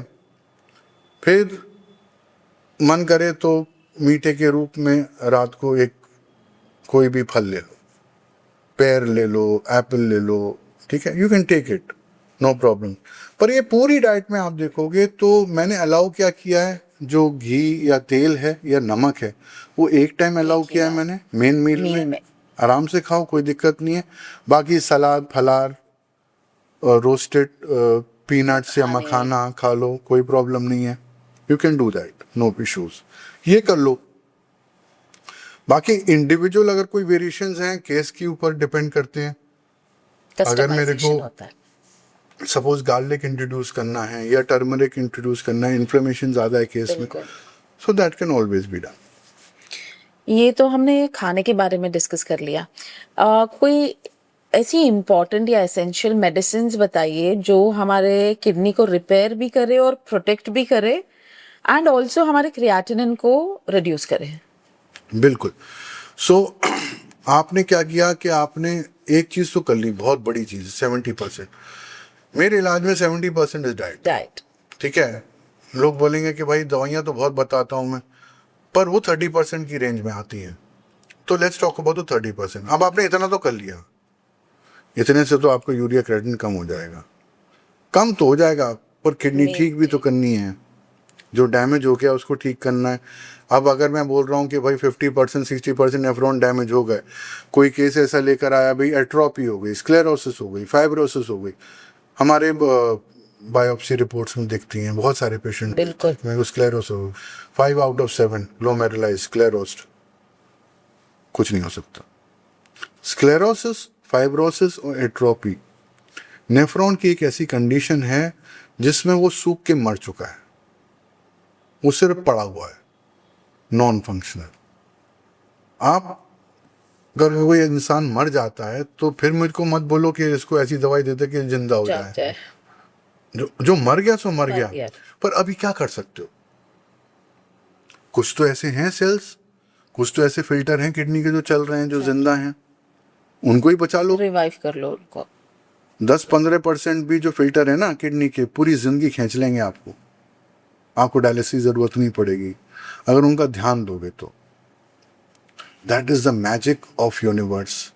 ये ऊपर वाले की रचना है ऐसी कि भाई 10% भी किडनी अगर काम कर रही है आपकी 15%, तो भी आपको जिंदगी भर खींच लेगी।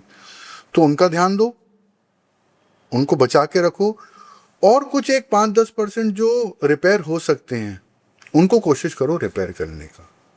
रिपेयर करने में क्या लगेगा, रिपेयर करने में सबसे इंपॉर्टेंट चीज़ जो मैं बोलता हूँ, कंडीशन लगेगी रिपेयर के वातावरण, एनवायरनमेंट। अगर किसी चीज़ को ठीक करना, आपकी हड्डी टूट गई तो डॉक्टर क्या करता है, वो एनवायरनमेंट क्रिएट करता है ना, प्लास्टर करके, कि भाई अब तू कूद फाद मन, टूटी हुई है, resting environment. So nephron repair and protection के लिए पहला एनवायरनमेंट ये है कि उसका वर्कलोड कम करो। नेफ्रॉन या फिल्टर का वर्कलोड क्या है, उसका वर्कलोड या तो ब्लड प्रेशर है, कितनी तेजी से खून हिट कर रहा है उस पर, या फिर जो आप खाना खा रहे हो उसका जो एसिड मेटाबॉलिक वेस्ट है वो है। That is the basic work, 2 workloads only, blood pressure acid workload we have taken care of, हमने डाइट Diet से से उसको कर कम लिया। कर दिया। अब हम ऐसी कोई भी चीज़ नहीं खाएंगे, हम पोटेंशियल रीनल एसिड लोड की माइनस जो रेंज है उसको दे रहे हैं। GFR आपका 15 है, RWL यानी कि रीनल वर्कलोड शुड बी इधर 15 और लेस देन 15। ये आपने समझ लिया तो आपकी किडनी फेल नहीं होगी। इंपॉर्टेंट, ब्लड प्रेशर सब कर लिया आपने, वो ब्लड मारे जा रहा है उसको तेजी से, फिल्टर पे खत्म कर रहा है फिल्टर को। Blood pressure control very important. कोई भी दवाई लगे, एक दवाई, दो दवाई, तीन दवाई, कॉम्बिनेशन ऑफ दवाई, वॉट एवर इट टेक्स, क्योंकि देखो ब्लड प्रेशर कंट्रोल तो होता है डाइट से, पर प्रॉब्लम होती है कि ब्लड प्रेशर, लोग बोलते हैं वाह ब्लड प्रेशर से किडनी डैमेज हो गई। भाई जो डैमेज किडनी है वो भी ब्लड प्रेशर कॉज कर रही है। एक कॉम्प्लेक्स सिस्टम है, रेनिन एंजियोटेंसिन का जो सिस्टम है, जो डैमेज किडनी है वो क्रिएट करती है हाई ब्लड प्रेशर को, और वो हाई ब्लड प्रेशर फिर हिट करता है किडनी को, उसको डैमेज करता म्यूचुअल है। हो रहा है। तो ब्लड प्रेशर को कंट्रोल में रखो, नेचुरल एंड मेडिकेशन, उसको कंट्रोल कर लिया। अगर वो रेंज में है तो आपकी किडनी बची रहेगी। आप सब कुछ कर रहे हो, साइलेंट हाई बीपी है, blood pressure is ranging above 150 200, सब कर रहे हो, फिर भी किडनी फेल होगी, तो उसका ध्यान ज़रूरी है। बिल्कुल। उसके लिए जो रिक्वायर्ड एलोपैथिक मेडिसिन सब लो। तो एक तो बीपी कंट्रोल हो गया, एक अपनी डाइट हो गई, ठीक है। अब आपने एनवायरनमेंट क्रिएट कर लिया नेफ्रॉन रिपेयर के लिए। अब ऐसा कुछ करो जिससे कि वो रिपेयर भी हो, प्रोटेक्ट भी हो। वहां पे रोल आता है एंटीऑक्सीडेंट्स का। एंटीऑक्सीडेंट्स क्या है? सेब काट के रखा, थोड़ी देर में ब्राउन हो गया, ऑक्सीडेशन, ठीक है। ऑक्सीजन जिंदगी देता भी है, ऑक्सीजन जिंदगी लेता भी है। जितना भी रस्ट होता है पाइप में, जो रस्टिंग हो जाती है, ठीक है, वो ऑक्सीडेशन होता है। ऑक्सीडेशन। जो भी फल काट के रखा ब्राउन हो गया, ऑक्सीडेशन हो गया। तो जो हमको जिंदगी दे रहा है वो जिंदगी ले ही रहा है, यही सृष्टि है, यही रचना है। जिंदा हुए, पैदा हुए तो मरोगे भी। एनीवेज वो सेपरेट चीज़ है। तो अगर आपने सेब काट के रखा, वो ब्राउन हो गया और आप नहीं चाहते हो वो ब्राउन हो, तो उस पर नींबू निचोड़ दो थोड़ा सा, ब्राउन नहीं होगा। नींबू क्या है? Antioxidant. Antioxidant, vitamin C, antioxidant. Kidney के लिए स्पेसिफिक कुछ ऐसे एंटीऑक्सीडेंट्स हैं जो बहुत फ़ायदेमंद हैं, और कुछ डॉक्टर्स देते भी हैं उनको, जैसे एन एसिटाइलसिस्टीन हो गया, टॉरिन हो गया, ALA अल्फा लिपोलिक एसिड हो गया, CoQ10 हो गया, रेसवर्सेटॉल हो गया, सिलीमैरिन हो गया। सो ये कई सारे ऐसे एंटीऑक्सीडेंट्स हैं जो स्पेसिफिक हैं किडनी रिपेयर के लिए या किडनी प्रोटेक्शन के लिए, शील्ड बना देते हैं ये। Specially CoQ10 and ALA, awesome combination. अच्छा। अगर किसी नेफ्रॉन को रिपेयर करना है, उसको बचा के रखना है, आपको चाहिए ये एन-एसिटाइलसिस्टीन, टॉरिन, वेरी गुड। सारा कॉम्बिनेशन अगर इकट्ठा हो जाए, एक्सेलेंट। सो एंटीऑक्सीडेंट्स दो जिससे कि वो कॉमन सेंस है। मतलब हम जब बोलते हैं ऑक्सीडेटिव स्ट्रेस कॉजेस CKD, तो भाई एंटीऑक्सीडेंट तो जरूरी है ही, बिना उसे कैसे काम चलेगा। बिल्कुल। अब मेडिकेशन पे आओ, भाई एलोपैथी में कोई मेडिकेशन नहीं है, बोलते ठीक है, तो कुछ और सोच लो। क्या प्रॉब्लम है कि अगर किसी ने पुनर्नवा ले लिया या गोक्षुरा ले लिया या वरना ले लिया, there are so many herbs जो प्रूवन हैं कि ये उस स्टेट को, CKD की स्टेट को इम्प्रूव करती हैं। सपोर्टिव थेरेपी हो गई। सपोर्टिव थेरेपी हो गई। आप अपने प्रिस्क्रिप्शन में लिख रहे हो no alternative medicine X cross, जैसे कि जहर हो जाएगा, बट जहर हो भी जाता है कई बार, कुछ ऐसे पाउडर्स हैं, मेटालिक कुछ ऐसे, कंटेंट। हाँ, मेटालिक कंटेंट उनमें ज़्यादा होता है। तो ये भी एक डिस्क्लेमर है और ये भी एक कॉशन है कि किसी भी नीम हकीम खतरा जान के पास ना जाएं और कोई चूरन चटनी ना लें, क्योंकि अगर वो प्रूवन नहीं है, एनालिटिकली स्टडीड नहीं है, तो अवॉइड करें। Generally by default avoid tablets and powders, मैं ये बोलूँगा आयुर्वेद के अंदर, क्योंकि वहाँ पे मिक्सिंग होती है। ठीक है, हर्बल एक्सट्रैक्ट जो होते हैं ना, जो लिक्विड फॉर्म में होते हैं, वो प्योर होते हैं काफ़ी हद तक। You can have them safely, you can have them. कितने ऐसे केसेस हैं जिनमें मैं रिकमेंड करता हूँ, एक सिरप आता है HB बूस्टर, आयुर्वेदिक सिरप है, जहाँ पे हीमोग्लोबिन बढ़ ही नहीं रहा है, और आपने 4-5-6 हफ्ते लिया और आपका हीमोग्लोबिन जंप कर गया 7 से 9, जबकि आप EPO इंजेक्शन भी लगा रहे हो, ऑक्सी में टैबलेट्स भी ले रहे हो, आप लाइपोसोमल फेरिक सप्लीमेंट्स भी ले रहे हो। सो ये इंपॉर्टेंट है। तो the 30% of medication is very important, very important, क्योंकि CKD बहुत कॉम्प्लेक्स है, उसमें ना जाने क्या गड़बड़ी हो रही है कहाँ पर। एक पेशेंट का PTH उछल रहा है, उसको हो सकता है कैल्सिट्रॉल लगे, you know, inactive vitamin D supplement. किसी का लिवर डिसफंक्शन है, anaemia very common.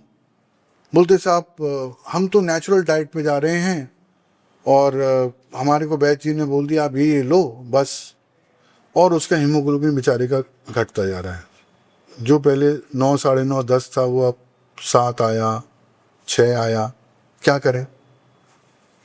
Word of caution everyone, आपको CKD है, मेरे पे आने से पहले अपने पास के नेफ्रोलॉजिस्ट के पास जा। मैं वो केस ही नहीं लेता जो कि under care of a local doctor, मतलब मैं बहुत दूर हूँ आपसे, सब सलाह दे दूंगा आपको, हर चीज़ पॉसिबल मदद करूंगा आपकी, मैं ऑनलाइन कर सकता हूँ, जो भी है बता सकता हूँ। पर इन केसेस ऑफ इमरजेंसी आपके घर के पास एक नेफ्रोलॉजिस्ट रहे जिसकी अंडरटेकिंग में आप रहें, ठीक है, आप उसके केयर में रहें। बेसिक मेडिकेशन, अब भाई अनीमिया हो गया आपको, आपकी खून की कमी है, तो आपको EPO का इंजेक्शन लगवाना पड़ेगा, डापोएटिन हो चाहे एरिथ्रोपोएटिन हो। मैं एडवाइस दे सकता हूँ, मैं लगा तो नहीं सकता हूँ जाके। तो वो क्यों ज़रूरी है? क्योंकि भाई वो एंजाइम जो खून को बनाने में हेल्प करती है शरीर में, बोन मैरो में, वो किडनी सिक्रीट ही नहीं कर रही है। आपको उसको सप्लीमेंट करना पड़ेगा। आपको वो हफ्ते में एक बार या 15 दिन में एक बार एरिथ्रोपोएटिन या डापोएटिन लगाना पड़ेगा। ऑल्टरनेटिव ऑक्सीमिया टैबलेट आती हैं, फेबुस्टैट आती, बहुत सारी चीज़ें आती हैं जो इम्प्रूव करती हैं ब्लड प्रोडक्शन को। अब खून बनेगा तभी तो बढ़ेगा, तो वो बात हो गई। एंटी हाइपरटेंसिव मेडिसिन, नहीं भाई मैं तो कोई एलोपैथी नहीं ले रहा हूँ। भाई जो ज़रूरी है BP को कंट्रोल करने के लिए वो तो लो, बाद में भले BP कंट्रोल सिरप ले लो, ये ले लो, वो ले लो, जो लेना ले लो, ठीक है। So basic allopathic medication is required, ठीक है, एज अ कॉम्बिनेशन। मेरी जो स्ट्रैटेजी है, अप्रोच है CKD के लिए, वो है integrated functional medicine. Integrated functional medicine क्या होती है? जब आप इंटीग्रेट करते हो कई सारी चीज़ों को साथ में, साम दाम दंड भेद सब इस्तेमाल करो, जो लगे इस्तेमाल करो। बेसिक एलोपैथिक मेडिसिन जो रिक्वायर्ड है लो, ठीक है। डाइट जो वो नहीं बता रहा है, जो गेम चेंजर होगी वो स्टार्ट कर दो, ठीक है। प्रोटेक्शन के लिए अगर आपको कोई एंटीऑक्सीडेंट सप्लीमेंट चाहिए, हर्ब्स चाहिए, हर्बल एक्सट्रैक्ट चाहिए जो इम्प्रूव करेंगे वो लो। प्रोबायोटिक्स चाहिए, जो जैसे मैंने बताया central idea to remove urea and creatinine कम करने के लिए। प्रीबायोटिक्स, प्रोबायोटिक्स की गोलियां आती हैं जो आप लोगे तो तुरंत विदिन 2 to 3 वीक्स आपका यूरिया क्रेटिन कम हो जाएगा। बता रहा हूँ यहाँ पे 100% कम होगा, आप लेके देखो। बहुत सारे आते हैं मार्केट में, इतनी सारी वैरायटी है प्रीबायोटिक्स, प्रोबायोटिक्स, एंड उसके जो कंटेंट होते हैं वो बिलियंस में होते हैं। वो ऐसा नहीं है कि आपने वो छोटी मोटी कहीं से भी ले ली 5 रुपए की प्रीबायोटिक, वो काम नहीं करेगी यूरेमिक टॉक्सिन्स के लिए। बिल्कुल, they need to have lactobacillus, acidophilus, streptococcus, thermophilus, you know, bifidum longum, fructo oligosaccharides, बहुत सारे कॉम्बिनेशंस होते हैं। उसके कॉम्बिनेशन में 30 बिलियन होता है, 90 बिलियन होता है। हर चीज का एक स्पेसिफिकेशन होता है, डिपेंडिंग ऑन आपके लेवल्स क्या है। तो यूरिया क्रेटिन अगर ज्यादा है तो उसके कंसंट्रेशन भी बढ़ जाएंगे। डोंट एक्सपेक्ट फॉर सस्ता एंड यू नो मेडिसिन्स का ट्रीटमेंट। एग्जैक्टली, तो वो कंसंट्रेशन जितना रिक्वायर्ड है आपके लिए, उसको डिटॉक्स करने के लिए, निकालने के लिए, वो जरूरी है। 100% यूरिया क्रेटिन कम होगा, मैं लिख के दे रहा हूँ, हर एक पेशेंट का यूरिया क्रेटिन कम होगा, प्रोवाइडेड अपना दिमाग ना चलाओ, एक बार एडवाइस ले लो कि भाई ये डाइट है, ये दवाई है, जो चल रही है चलने दो। एंड आई एम श्योर आप you online available होते ही हो, you will just Yes. require the blood investigations, latest Yes. blood reports की आवश्यकता होती है। My WhatsApp number is on Everywhere. 24/7. Of course, जो रिस्पॉन्स है वो ऑफिस आवर्स में ही आता है, बिल्कुल। और ऐसा कोई भी केस नहीं है जो मेरी नज़र से नहीं जाता है। यू नो, आप एक बार अपनी रिपोर्ट भेज दो, पर प्लीज ये मत करो कि आपने 15-20 रिपोर्ट डाल दी और फिर बैठे हुए हैं। अब डॉक्टर साहब तो फ्री बैठे हुए हैं, एक एक रिपोर्ट ऐसे ऐसे करके देखेंगे, अरे ये तो 2025 की डाल दी इसने, अब वो देख रहे हैं। लेटेस्ट ब्लड रिपोर्ट्स हमें चाहिए। थोड़ा सा ब्रीफ समरी दे दो, ठीक है? ब्रीफ समरी कि भाई ये है, मैं डायलिसिस में हूँ नहीं हूँ। कितने पेशेंट्स ऐसे हैं डॉक्टर फल्किया जो बताते ही नहीं कि मैं डायलिसिस पे हूँ, रिपोर्ट भेज देते हैं 12 क्रिएटिनिन का, अब बताइए क्या करना है। अब उनको एडवाइस भेजी, डाइट प्लान भेजा, बोलते हैं डायलिसिस चल रही है पेशेंट की। सारा एफर्ट वेस्ट हो। अरे भाई, डायलिसिस का डाइट प्लान अलग है, आई एम श्योर, और सीकेडी का डाइट प्लान जो है बिटवीन कौन सी स्टेज है, 2 का अलग है, 4 का अलग है, 5 का अलग है, अलग अलग डाइट प्लान हैं सबके, ट्रीटमेंट अलग अलग है। तो एक ब्रीफ नोट देना जरूरी होता है yes. कि आपका क्या प्रॉब्लम है, कब से है, आपको और कोई बीमारी है, सिम्टम्स क्या है फॉर दैट मैटर। एग्जैक्टली इन सब चीजों की जरूरत और होती है। मैं सिर्फ जो मैं बोल रहा हूँ उससे नहीं, जो चीज लगती है आपके केस में, अगर मुझे ऐसा लगता है कि होम्योपैथी काम करेगी, there are so many wonderful medicine in homeopathy doctor Falkia, जो मैजिकल काम करती हैं। स्वेलिंग हो गई पेशेंट को, जहाँ पे डाययूरेटिक डिहाइड्रेशन कॉज करेगी, पर ज़रूरी भी है अगर आप साथ में एक एपोसाइनम या एल्स अपना एपिसमेल दे दिया आपने, यू नो, बहुत सारी ऐसी दवाइयाँ आती हैं, हमें आप देखेंगे पेशेंट की स्वेलिंग कम हो गई। खांसी के लिए दवाई नहीं लेनी है, दवाई दे दो। इट्स अ टीम वर्क, हर फील्ड के Exactly. We need it as a supportive therapy. कौन से ट्रैक में कौन सा चैनल पे काम कर जाए, you never know. Yes, that is the way to do it. So thank you doctor, बहुत अच्छा रहा। लेकिन I would add one more thing, ये जो 70 और 30 का रेशियो आपने जो बताया था, उसमें I feel positive thinking, to be positive in your and to stay strong will power होनी चाहिए, बहुत जरूरी है ये। एग्जैक्टली पॉजिटिव हार्मोन्स, मैंने जो भी बताया है वो सिर्फ एक पार्ट है ट्रीटमेंट का। अगर आपका दिमाग वो नहीं समझ पा रहा है, अगर आप डर में हैं, इसको हम लोग TCM ट्रेडिशनल चाइनीज मेडिसिन बोलते हैं ना, fear is the central emotion behind kidney failure, right. You know. So अगर डर है तो नहीं होगा। एक वीडियो है, प्लीज चेक कर लेना सब लोग, मेरी ही लिस्ट के अंदर, जिसमें मैंने प्राणायाम और मेडिटेशन टेक्निक्स बताई हैं। Amazing bio feedback hacks, quantum healing, जहां पर आप सिर्फ 10 मिनट दे दें अपने आप को और उस पोजीशन में आ जाएं जहां पर the universe blesses you with healing. You can do it on your own. वो रिलैक्स करेगी आपके दिमाग को, आपको वो फोकस देगी कि हाँ, now you are under control, आपको हेल्प दे सकता हूँ, करना आपको। That is it. Thank you so much doctor Siddharth. I am sure बहुतों को हेल्प मिली होगी, एंड आपका व्हाट्सएप तो बहुत ज़्यादा ही फिर स्पैम होने वाला है, बट थैंक यू। हमारे डॉक्टर साहब अवेलेबल हैं, प्लीज़ उनके कांटेक्ट कीजिए, व्हाट्सएप कीजिए with all the required details के साथ, आपके रिपोर्ट्स, लेटेस्ट रिपोर्ट्स, आपके फैमिली हिस्ट्री, आपके सिम्टम्स क्या हैं, if you are on dialysis, कब से डायलिसिस में है, how frequently you are getting it done, ये सब बहुत छोटी छोटी चीज़ें बहुत ज़रूरी है आपके ट्रीटमेंट के लिए। Thank you. नमस्कार।